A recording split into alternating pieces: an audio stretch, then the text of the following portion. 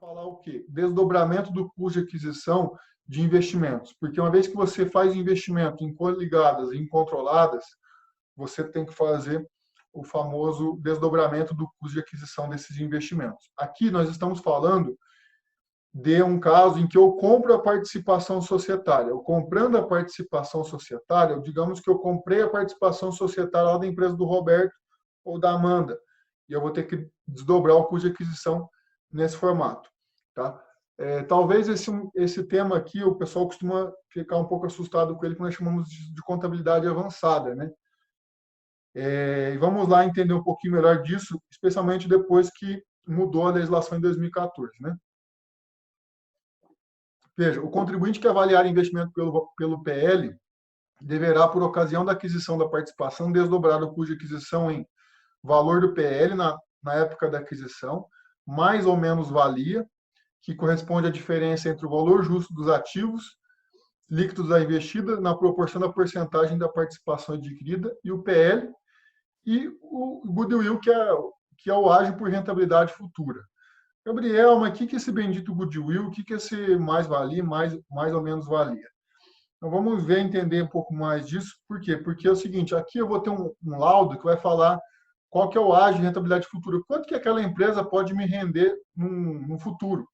Né? Qual que é o ágio que eu estou pagando pela rentabilidade que essa empresa vai promover no futuro, segundo as projeções que eu identifiquei no laudo, que corresponde à diferença entre o custo de aquisição e o investimento e o somatório do item 1 e 2.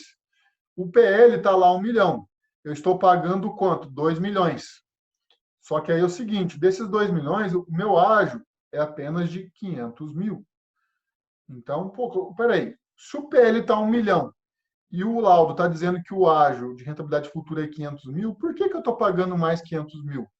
Ah, tá, esses 500 mil que você está pagando a mais, ele é chamado do quê? De mais-valia. Né?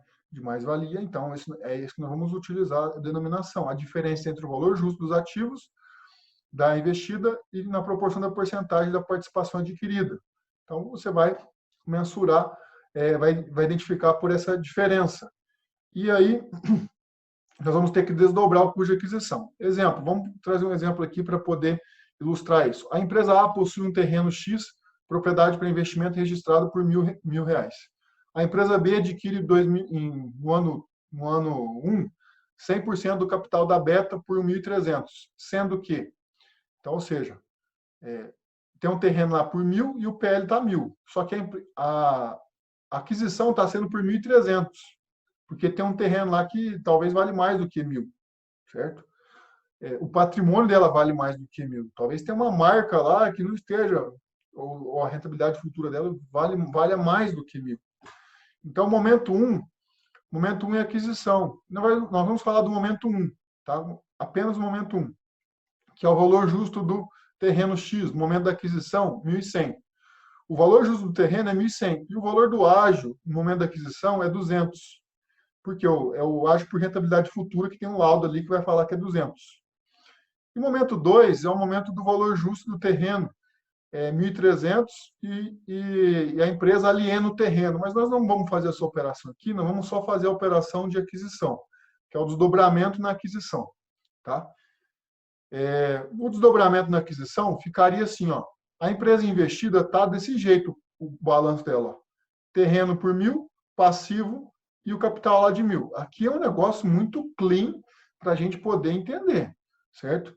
Se eu começar com muito exemplo, muito complexo aqui, vocês não vão entender nada. Aí está lá. Na investidora, que é a empresa que está comprando essa participação, está comprando essa empresa, que é essa participação dessa empresa, ela vai lançar uma participação societária de 1.300. Por quê? Porque está saindo do caixa dela 1.300.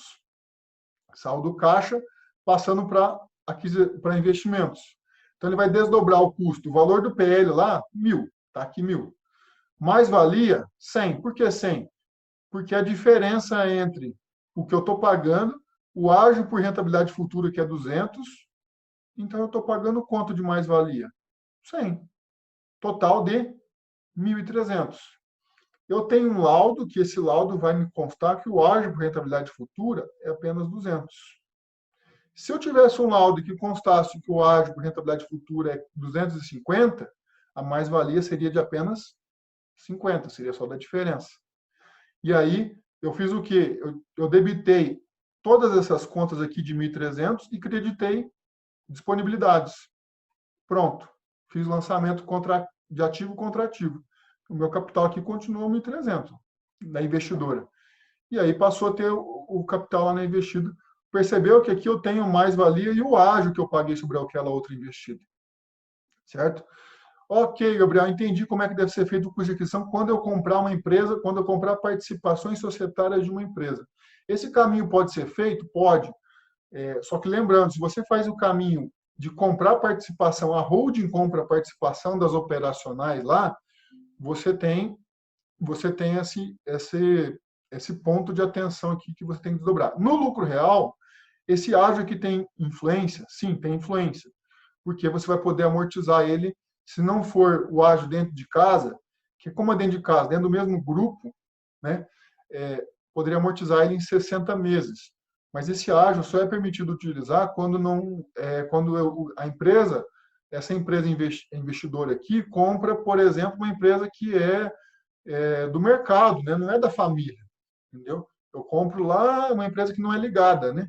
Eu compro, por exemplo, tem um concorrente meu que ele está quebrando, eu vou lá e compro a empresa dele, e aí dentro da holding absorvo essa empresa, certo? Então tem isso daí, é assim que eu faria na contabilidade o dobramento desse custo de aquisição. O que mais? O valor pago pela participação ser diferente do seu valor patrimonial. Então, assim, o goodwill, mais-valia e o ganho por compra vantajosa é um outro ponto que a gente pode ter aqui. O que é esse ganho por compra vantajosa? Você vai ver essa nomenclatura na IN 1700 e que foi trazido também para regulamentar, vamos dizer assim, o valor do ganho por compra vantajosa. O que é o ganho por compra vantajosa? Vou voltar aqui. Se lá está 1.000 e eu tivesse pago 900 dessa empresa, bom, gente, se o PL está 1.000 e eu pago 900, eu tive um ganho, porque eu estou pagando 900 de algo que vale 1.000. Quanto que eu tive de ganho? De 100, certo? Então, eu tenho um ganho por compra vantajosa. Ou seja, o valor pago pela participação ser diferente do seu valor patrimonial. Quando o valor pago for maior que o valor patrimonial, a diferença se dá o nome de mais-valia de ativos ou de ágio por rentabilidade futura, quando o valor pago for maior. Quando o valor pago for menor, aqui embaixo, a diferença dá o nome de ganho por compra vantajosa, ou deságio, né? Só que o nome que nós vamos utilizar é ganho por compra vantajosa. Situações. Os ativos da investida líquidos dos passivos, mensurados a valor justo individualmente, valem mais que o valor do contábil. Aí, no caso, nós chamamos de mais-valia, que é o que eu registrei lá, vale mais que o valor contábil. Paga-se até mais do que o valor justo dos ativos da investida, porque se esperam lucros acima do normal. Lá no laudo diz que espera-se que haja uma rentabilidade futura. Aí por isso que tem o goodwill, né? São duas situações diferentes.